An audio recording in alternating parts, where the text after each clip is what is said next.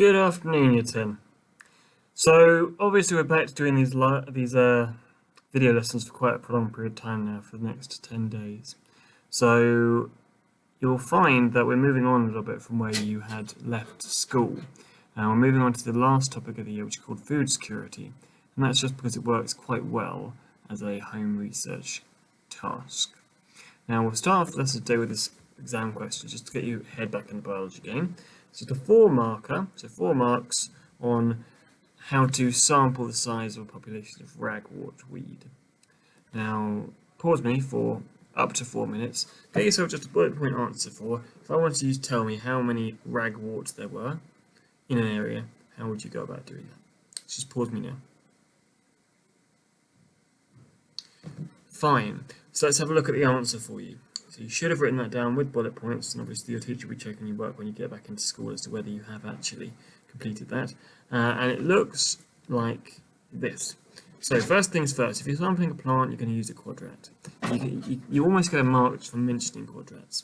You're going to have an idea of how big a quadrat is. So quadrats are either, going to be a quarter of a metre squared if they're 50 by 50 centimetres, or they're going to be a metre squared if they're a metre by a metre, usually a quarter of a metre squared.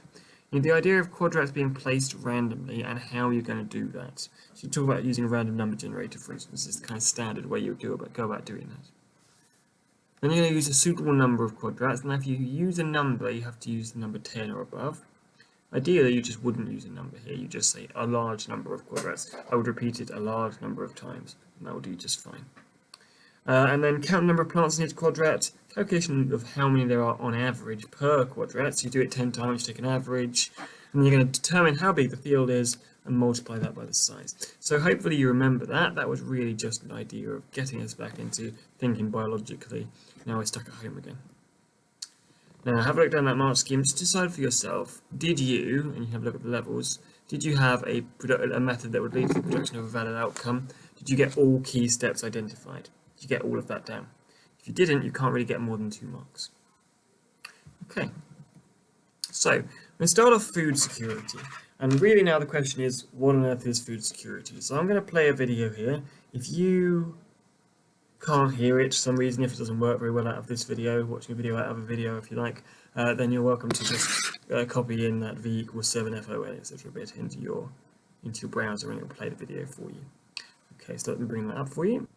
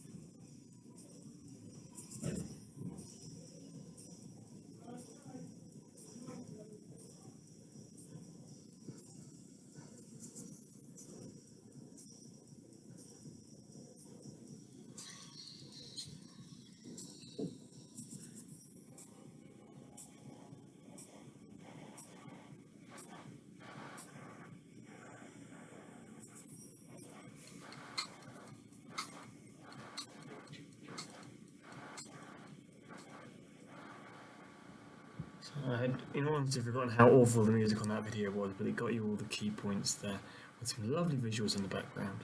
Now, what I want you to do then is to write in your books the definition of food security. What did he say food security was? If you're not sure, just flick back a minute, and he says in very clear words what food security is, and you need to know. So give me 30 seconds to write that down, just pause me, write down the sentence, food security is, full sentences, and then play me again. Right, so food security is the ability to access affordable, easily accessible, continuous or reliable access of large amounts of food. Now, basically, it's being able to provide food for your population or on a smaller scale for your family, for yourself, sustainably, reliably, and affordably. Now, there are a lot of reasons why food insecurity can happen. So things that threaten food security, he mentioned some of them in his video. Things like increasing population. Now, there is enough food for everybody on the planet, and that's just a full stop. We make far more food than we need, but it's massively poorly distributed. And often the places where the population is growing the fastest are also the places which have the least food. Because it can also come along with things like decreased access to contraception or less Western ideals of how a family should be laid out. Now, in terms of increased population, there's your graph. Now, obviously, beyond about 2020, you're going to find this is a complete extrapolation, but up to 2050, we're supposed to have something around 10 billion people on the planet, and that is probably, in all honesty, far too conservative nowadays. Now, in your books, I'd like you to look at that graph, describe the graph. Now, remember, when you're describing a graph, you should be able to say, what does the graph show you? And somebody should be able to draw it, roughly, the pattern, by your words. So if your words are not good enough for someone to be able to draw the rough pattern of that graph, then you have not described it properly. And then explain how it will affect food security. So why is this going to affect food security? That's a nice, easy question to start with. So I give you, what do we need? 3 minutes for this, 1 minute for the description, 2 minutes for the explanation, perhaps. Have a go, and then play me when you think you are done, and we'll go through the answers.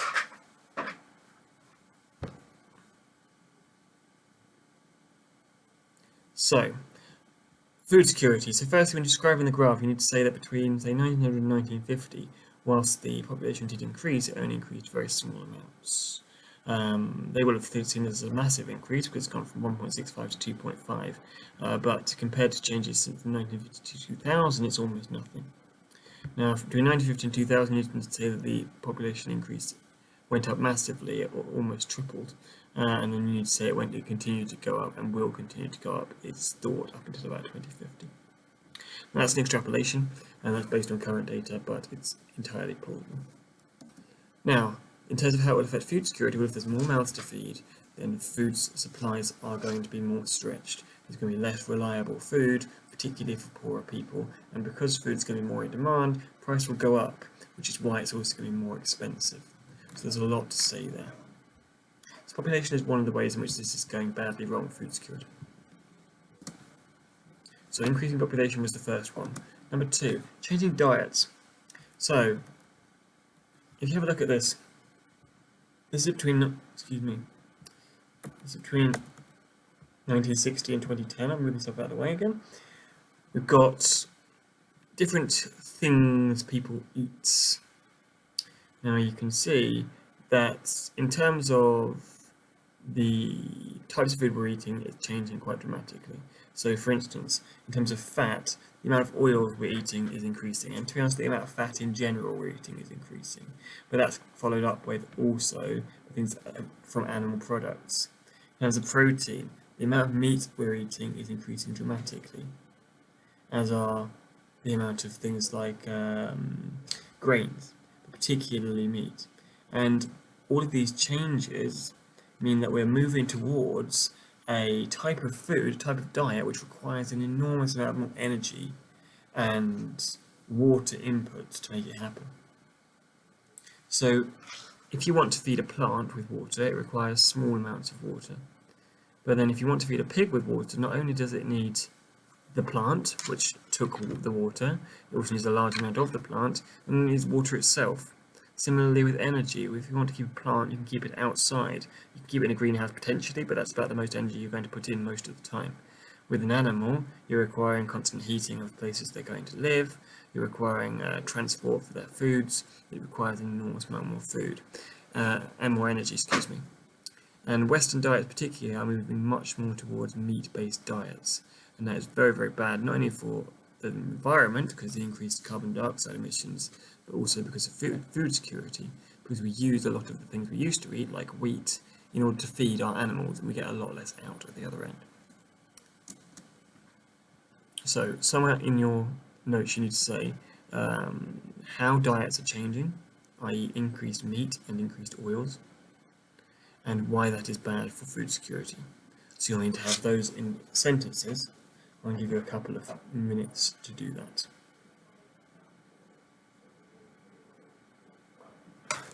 So to be clear, by now you should have the idea that increasing population increases food insecurity. You need to have described that graph and explain why it matters.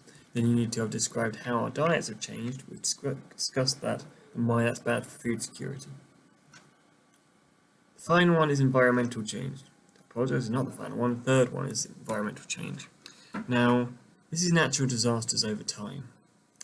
And some people will disagree that climate change is a thing. And we have to be able to explain things like this. The number of natural disasters has massively increased in the last 40 years or so.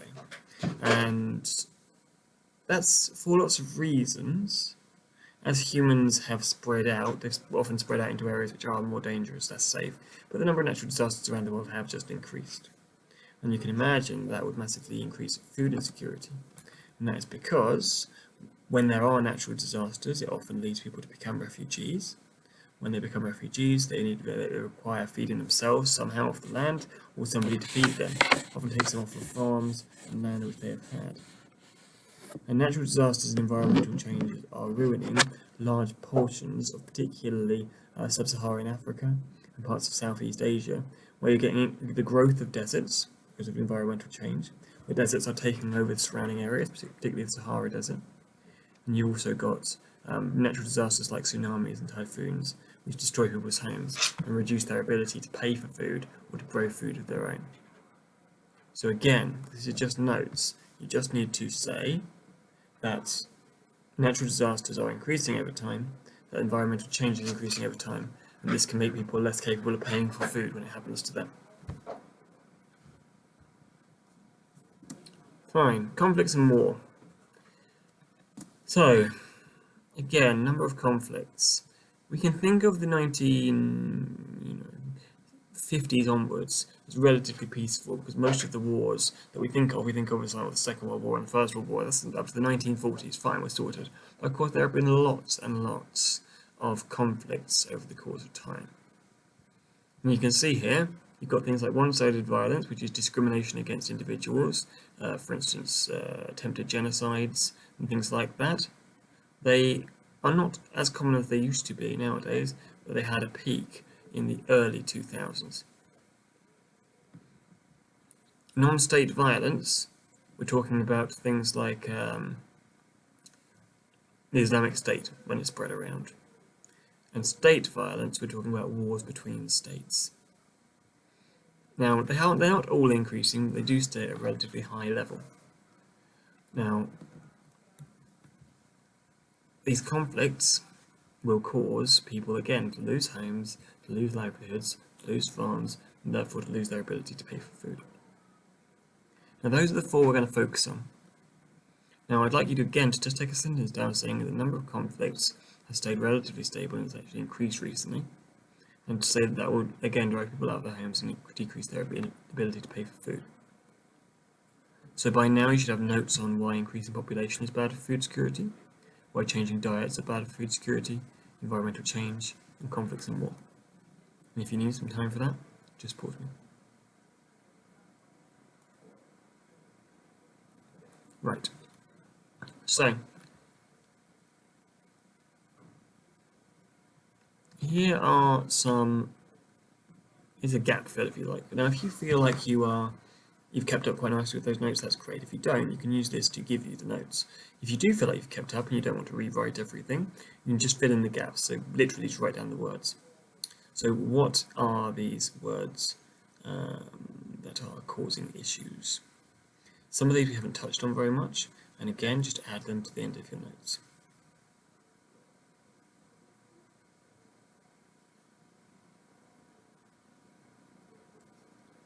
Right, let's check these answers then.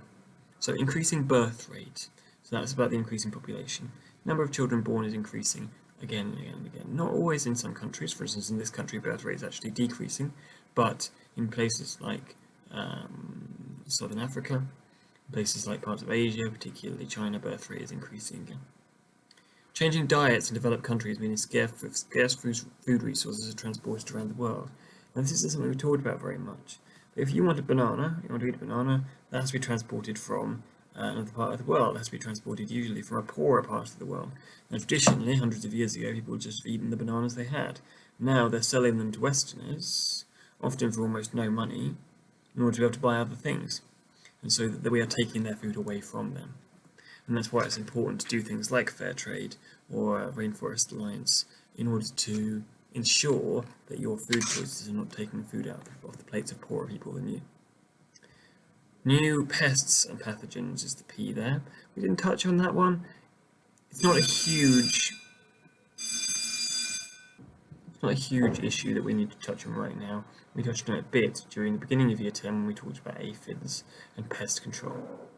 Ecological changes affecting food production such as widespread famine and the cost of agricultural inputs, cost of seeds going up, and then conflicts. So add anything to your notes that you didn't get there, and then you'll have some good notes on how food security has changed over time. Now, we're going to move on. We're going to talk about a few ways in which we can solve food insecurity. Now, if you're in one of my classes, you've already touched on this, but one of those ways is by changing our diet to include more insects. So I'm going to be helping you to answer these questions on the right by showing you a clip from a video, which, as I say, if you've been in one of my classes, you've already watched. If you are in one of my classes, you may just want to skip through this bit. It's about 3.5 minutes of the documentary Why Not Eat Insects, or Can Eating Insects Save the Planet? Now, I think it's a fantastic documentary, actually. I don't know whether it's something I'd watch in my spare time, but actually, if this is a subject you're interested in, food particularly, and food insecurity, if you're a food technician and you go to the GCSE, it's a really interesting thing to watch. It's about 50 minutes long. I'll play 3 minutes of it now, and we're going to answer the question, what solution is he suggesting for food insecurity, and give 3 reasons why it could be successful.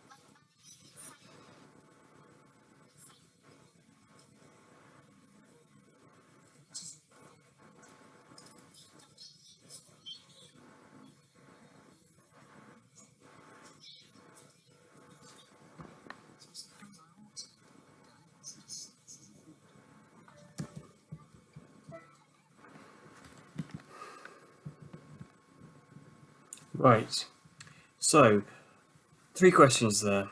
So what's the solution this guy is suggesting for food insecurity, and 3 reasons why it could be successful. So there's no difficulty there, is there? So pause a minute and complete that.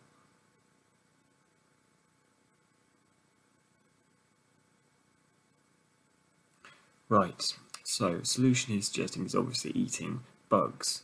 Now traditionally that would be insects like crickets or cockroaches, mealworms, that kind of an idea, things that are easily farmed. And the thing to note here is that you can farm them on an incredibly high scale without using almost any resources.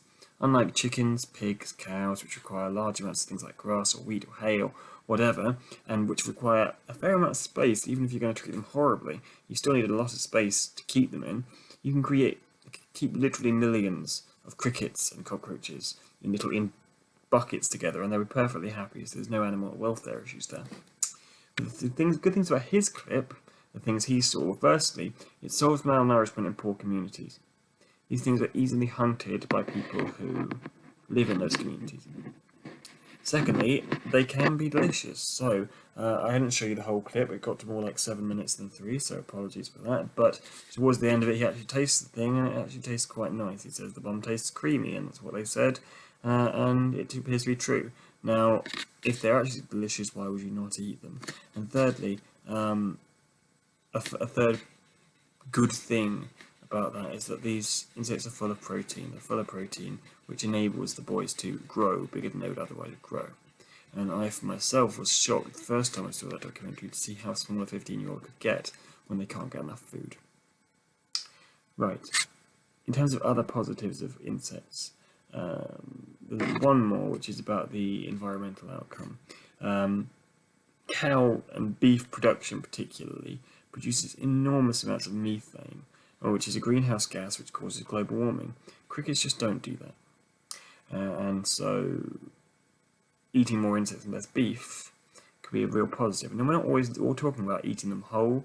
You can grind them up and use them to almost like a flour. You can mix it with flour and bread, and you can fill bread with protein. It doesn't taste any different than normal bread, but it gives protein to people, and that in itself is a good thing. So there's lots of possibilities with eating insects. Now that's the first of 4 ways of fixing food security that we're going to look at, and that's the last one we're going to do today. We'll do the other 3 over the course of the next 2 lessons. Now next lesson you will require something which can take a video. Now if you don't have a phone that can do video, I will be providing an alternative, but ideally you would have a camera or a phone with video on it, because that'll make the lesson more fun for you. But if you don't have that, if you can't get access to one of those, say your phone's broken or you don't have a phone, then I will find you something else to do instead. So hopefully we've got the idea now of what is food security, what threatens food security, and one way of solving food security, the increased eating of insects. And as I say, the rest of this next couple of lessons will be about other ways of fixing food security. Fine. Hopefully that's been helpful for you. Look forward to seeing you all back in school in 9 days, and you'll have another one of these videos for your next lesson. Thank you.